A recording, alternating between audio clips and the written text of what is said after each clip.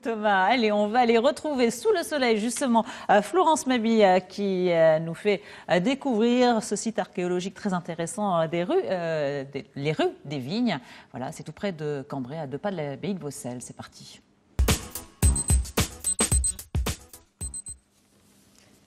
Soleil, effectivement, je vous le confirme, Christine, il a raison, Thomas. Soleil sur cette jolie campagne collée à l'abbaye de Vaucelles. Un archéosite, Arnaud Gabet, qui revient de loin. Il aurait pu ne jamais exister. Racontez-nous un petit peu l'histoire. Eh bien, en 1979, il y a un projet de lotissement sur cette parcelle au lieu-dit le village. Il est question de construire 8 logements. Et en fait, les découvertes archéologiques vont être tellement importantes que les archéologues vont militer auprès de la commune de les Rues des Vignes pour que le site soit préservé et visitable par le public. Ce qui est le cas à partir de 1982-1983. Alors, on va regarder effectivement les traces de cette occupation humaine. Venez avec moi, Arnaud. Il y a vraiment effectivement des découvertes majeures. Alors, ce qu'il faut dire, c'est que aussi bien la cave que ici, la chapelle, les tombes sont à l'endroit où elles étaient situées à l'époque. Hein. Tout à fait. Sur l'archéosite, nous avons des vestiges et des reconstitutions à la fois. Il y a millions d'histoires qui sont représentées. Donc, ça commence effectivement avec une cave gallo-romaine du IIe siècle après Jésus-Christ. Ensuite, on voit là un groupe d'enfants devant cette cave. Donc cave de quelle époque? Du IIe siècle après Jésus-Christ. La majorité de notre public, c'est un public scolaire. Nous accueillons beaucoup d'enfants de la maternelle à la 5e. Et puis on va aller vers cette découverte majeure. La découverte majeure, c'est en effet la nécropole mérovingienne du 6e, 7e siècle.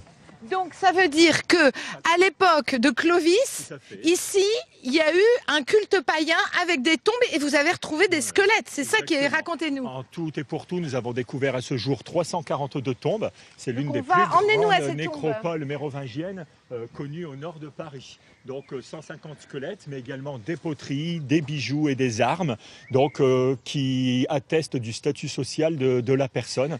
Donc toutes ces pièces sont... Là, c'en est une, c'est une tombe. Voilà, c'est une tombe. La plus courante étant la tombe en pleine terre. Les plus pauvres sont enterrés dans le sol et on recouvre. Donc là, vous avez le squelette avec à son pied une petite poterie, de la nourriture à l'intérieur pour accompagner le défunt pendant son long voyage, et parfois des pièces de monnaie à l'emplacement des yeux, de la bouche et de la main. Parce qu'on est dans le culte païen, voilà, donc pour ce voyage, ils partent avec de l'argent, des bijoux, de l'argent. Un héritage de la mythologie grecque, ce sont les offrandes aux dieux que l'on va rencontrer dans l'au-delà. Et c'est pour le passage du Styx, on donne l'obol à Caron pour le passage de la rivière.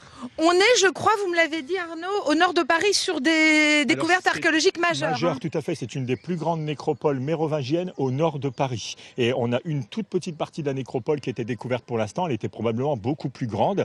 Et tout près de cette nécropole, on a un bâtiment rectangulaire un peu énigmatique. Là, oui, alors derrière nous, c'est ça, ce bâtiment rectangulaire. Donc on suppose être une chapelle de la fin d'époque mérovingienne, début d'époque carolingienne. C'est-à-dire Charlemagne. Charlemagne, oui. Elle a été utilisée probablement jusqu'au 9e siècle. Donc on a des tombes qui sont tout autour, qui attestent ce lieu de culte. Et un poisson également, qui est le lieu de ralliement des premiers chrétiens. Donc effectivement, un lieu, Arnaud, de découverte majeure ici, à 2 pas de l'abbaye de Vaucelles, Christine. Merci beaucoup Florence pour cette première visite et puis restez sous le soleil, profitez-en. Merci. Allez, on va tout de suite aller retrouver Florence Mabille à la rue des Vignes au milieu des artisans. Tout de suite, c'est parti. Oui, Christine, eh bien, on continue à remonter le temps. Et là, je suis effectivement avec des artisans. Le premier d'entre eux, regardez comme il est beau, comme il est d'époque, tout droit sorti de l'époque. Elle est, on va dire quoi, gallo-romaine, par exemple. Julien, vous êtes potier et vous travaillez comme les hommes, les potiers, pendant des milliers d'années ont travaillé finalement. Voilà, les premières personnes ont travaillé avec des tours très lents, des tours au colombin, et arrivé dans les années 50 avant Jésus-Christ, le tour est arrivé dans la région. Donc on a commencé à utiliser des tours qui étaient avec des plateaux, et par la suite on a réutilisé des roues, on a réutilisé ce qu'on avait sous la main pour avoir des tours. On va vous voir là en train de nous réaliser quoi ? Là, je vais réaliser un petit récipient de l'époque mérovingienne, une sorte de bol saladier un petit peu à tout faire, une pièce assez courante.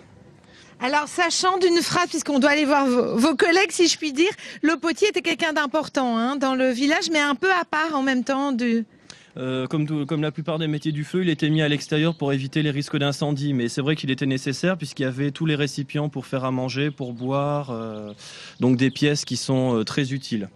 Alors, on va vous laisser tourner votre votre récipient et on va aller voir Quentin. Quentin, il est forgeron. C'est comme dans Astérix, le forgeron.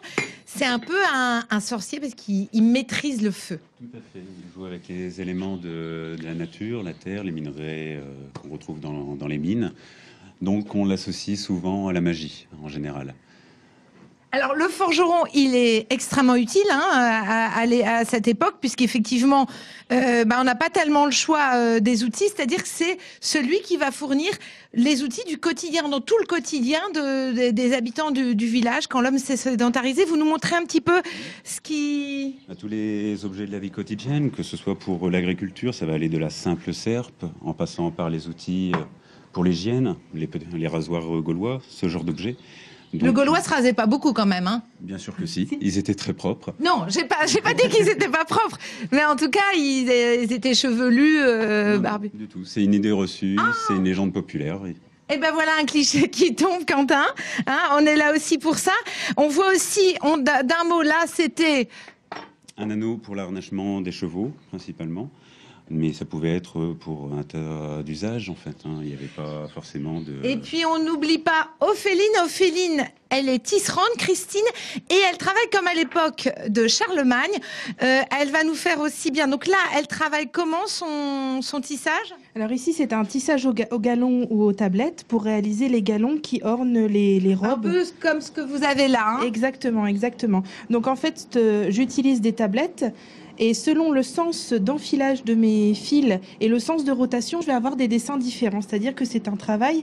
Là, ici, je tourne dans un sens, je vais avoir des chevrons. Si je tourne dans les deux sens, j'ai des croix. Et si je tourne encore dans l'autre sens, j'ai un autre motif. Donc, c'est quelque chose... Alors, d'un mot, Ophéline, est-ce que ça veut dire que nos ancêtres femmes étaient effectivement déjà coquettes, quoi? Il faut, même si on faisait avec les moyens du bord, la laine qu'on trouvait, les colorants végétaux, on était coquettes. On était coquettes et surtout, les galons étaient une preuve de situation sociale aussi. Plus le galon était complexe, plus la personne était aisée.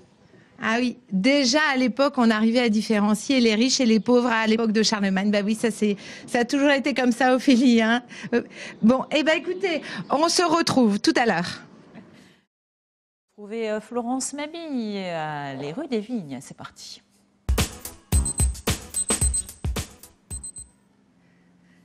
Des peaux de bêtes, de la corne, des os. Et ben écoutez, on continue à remonter le temps, Arnaud Gabet, avec cette exposition que vous proposez jusqu'au 30 juin, des préhistos au galop.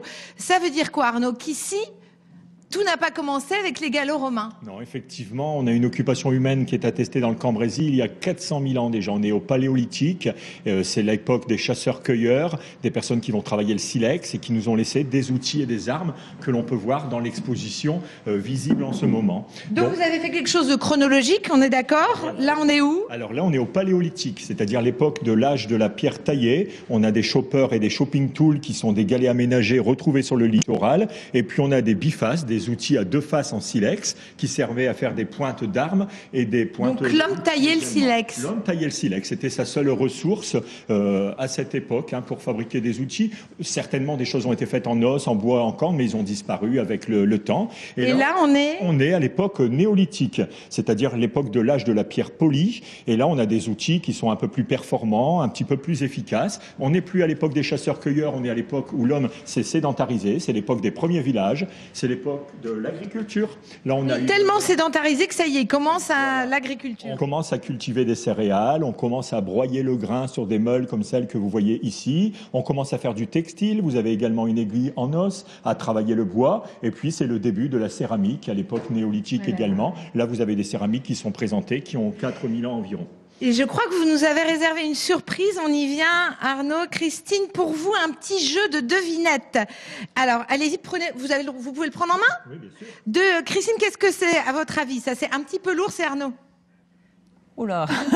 Eh bien, allez-y. C'est une tête de fémur de mammouth, un animal qui vivait chez nous il y a 60 000 ans à l'époque périglaciaire, dans des époques beaucoup plus froides. On a des animaux comme le mammouth, comme le rhinocéros laineux, comme l'auroch. Alors, le rhinocéros laineux, on y vient. Là, on a pu même retrouver... Alors, dans le faubourg Saint-Druyon de Cambrai, au début du XXe siècle, on a un professeur du lycée Notre-Dame de Grasse qui a découvert toute une faune de l'époque glaciaire glaciaire. Et là, vous avez effectivement la mâchoire d'un rhinocéros laineux qui nous a aimablement été prêtée par le musée d'histoire naturelle de Lille. Et ça montre que tous ces sympathiques animaux qui faisaient de 3 à 6 tonnes gambadaient dans la région à cette époque. C'est ce qu'il faut s'imaginer, c'est qu'à l'époque glaciaire, ici, Alors là, Arnaud... il y a 60 000 ans, hein. C'est une des époques... Et pour terminer, Christine, rien que pour vous, vous m'arrêtez, sous l'autorité d'Arnaud, une molaire de mammouth. Ah bah oui, c'est sympathique. Qui a vécu dans le Cambrésis jusqu'il y a 10 000, 11 000 ans. Hein. Plusieurs traces archéologiques attestent la présence de cet animal mythique de la préhistoire chez nous dans le Cambrésis. Qui nous dit effectivement que faut l'imaginer, hein, faire preuve d'imagination, les animaux à l'époque glaciaire gambadaient ici où je me trouve là ce matin, Christine, dans cet archéosite de la rue des Vignes. Gambader. Ouais. Merci Florence pour ces belles découvertes. On va aller retrouver tout de suite Florence Mabille à les rues des Vignes. C'est parti.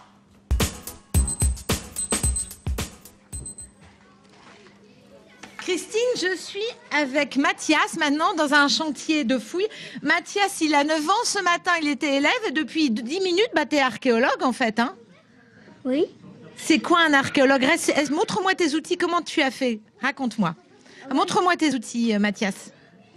Alors, on commence. Ça, c'est quoi? Une truie, Voilà, après. un pinceau et une pelle. Alors, dans quel ordre tu as fait les choses? Tu nous montres? Vas-y. Montre-nous ce que tu as fait. Alors, tu as d'abord fait quoi? Vas-y, montre-nous. On a creusé. Après on a mis le sable dans le seau et après on mettait... Et derrière toi, c'est ce que tu as déjà découvert derrière toi dans la bassine? Montre-nous. Hein, Inde va nous expliquer. Inde, vous êtes animatrice. Ici, l'idée, c'est vraiment... c'est quand même pour de vrai. C'est-à-dire qu'on ne joue pas, même s'il n'y a pas d'enjeu. C'est vraiment leur montrer le travail. Hein, tout à fait. En fait, cette activité consiste à leur montrer en quoi consiste le métier d'archéologue. Donc on leur apprend à utiliser les objets d'archéologue comme la pelle, la truelle et le pinceau. Et voilà, on les met dans la peau d'un archéologue. Ici d'ailleurs, c'est même divisé en 4. Hein. Ça s'appelle comment cette technique? C'est ce qu'on appelle un carroyage. Voilà, l'archéologue, avant de commencer le travail, il divise sa parcelle en plusieurs parcelles de terrain. Voilà. Et les enfants adorent ça? Oui, voilà, tout à fait. Alors, on va continuer. Christine, on va aller voir ici d'autres enfants qui travaillent. Eux, leur mission, leur travail, c'est de trier ces fameuses découvertes. Hein, les enfants, qu'est-ce que vous avez trouvé de beau? On a trouvé des trucs cassés, blancs, rouges et gris. Et quand même des trucs intéressants ou que des trucs cassés? Que des trucs cassés. Et toi, qu'est-ce que tu as trouvé? Bon, toi, on va dire que tu as perdu ta langue et toi, tu veux nous raconter? C'est un petit peu? Moi, j'ai trouvé des pièces, on dirait qu'elles sont de la même poterie. Ah ah, effectivement. Tu dirais que ce serait quoi, toi? Un vase? Par exemple. Et ça se termine ici, Christine, avec les reconstitutions. Mais surtout, ce que je voulais vous dire, c'est que ce week-end, ce sont les journées nationales de l'archéologie. Donc, il y a 500 sites comme celui-là qui sont ouverts dans toute la France. Donc, venez ici dans le village des rues des Vignes.